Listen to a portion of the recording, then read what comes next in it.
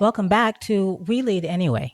I'm Noelle, senior leader, career coach, and host of the weekly podcast, We Lead Anyway. All right, I'm just going to say it. Black History Month means nothing to me. And before anyone runs to the comments, I know it's important. I know what Black history means. I know what our ancestors endured. I know what we built, invented, changed, and survived. But I am over what Black History Month has become, especially in corporate America, because you know that's my wheelhouse.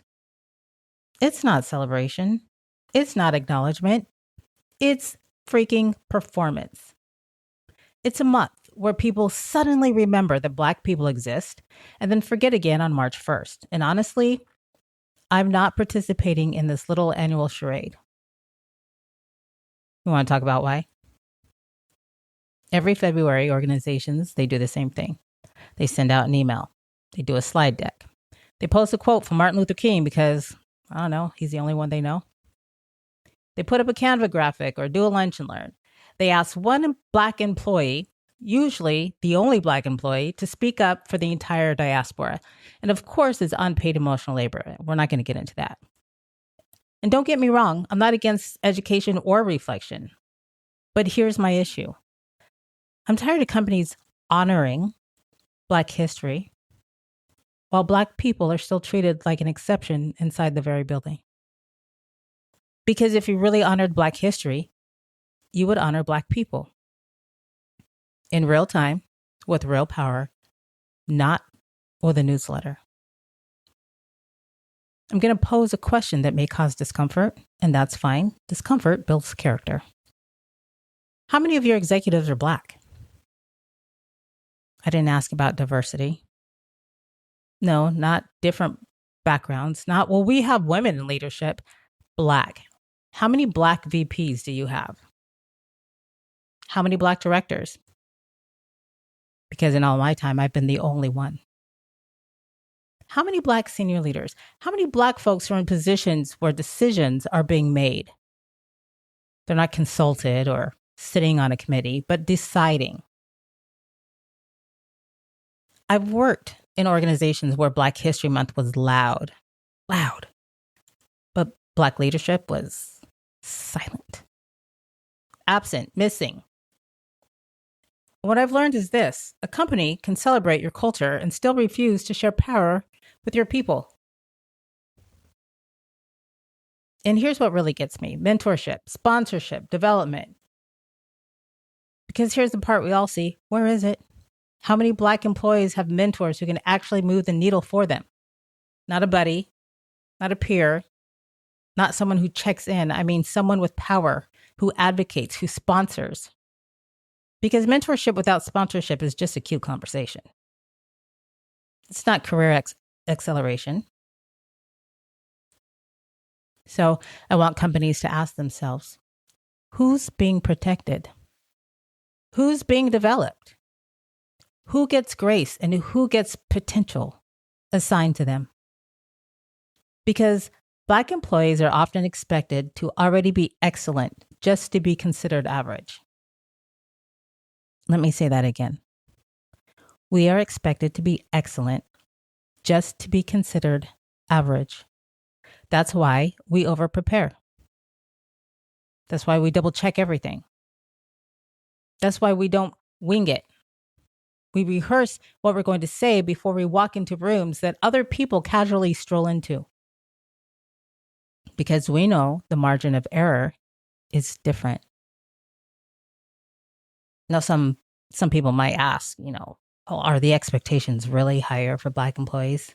Or is that just perception? Let me answer that question for you. Yes, they are higher. Because when other people mess up, they're learning.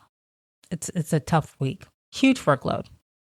When we mess up, is she ready? Is she a culture fit?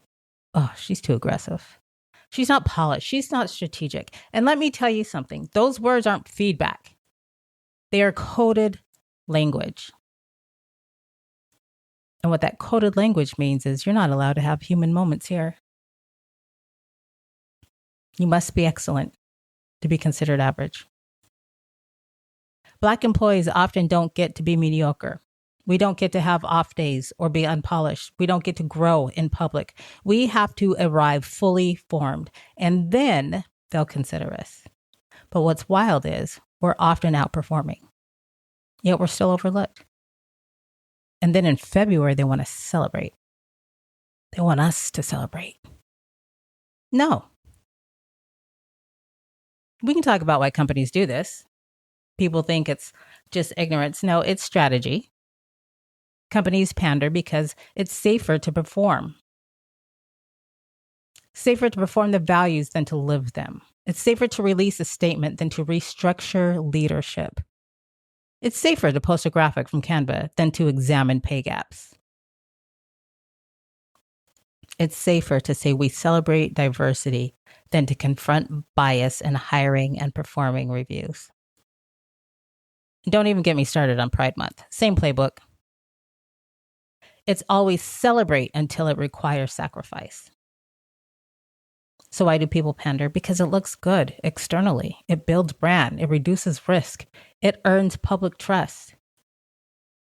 And let's be real. Some companies do it because they're afraid of being called out, not because they actually care. If companies wanted to honor Black History Month for real, here's what it would look like. It would look like transparency. Post the numbers. How many Black leaders do you have? What is your Black retention rate? How many Black employees got promoted last year? What percentage of high potential programs include Black employees? It would look like investment, leadership pipelines, mentorship and sponsorship, executive accountability. It would look like correction.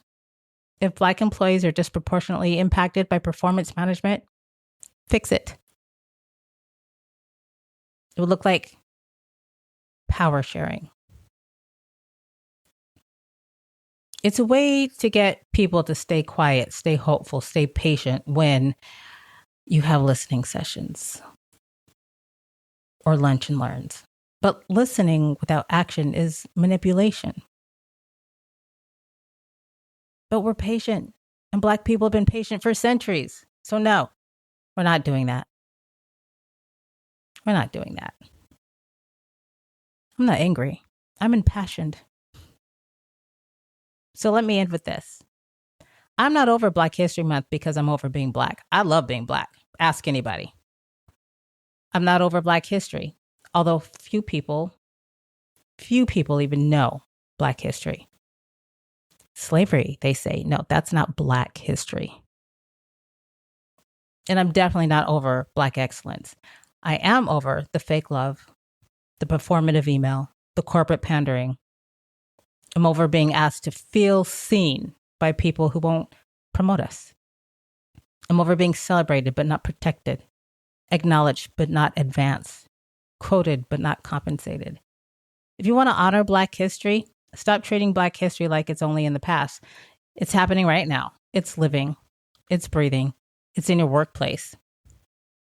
So here's my challenge to every organization. If your Black History Month is louder than your Black leadership, keep it.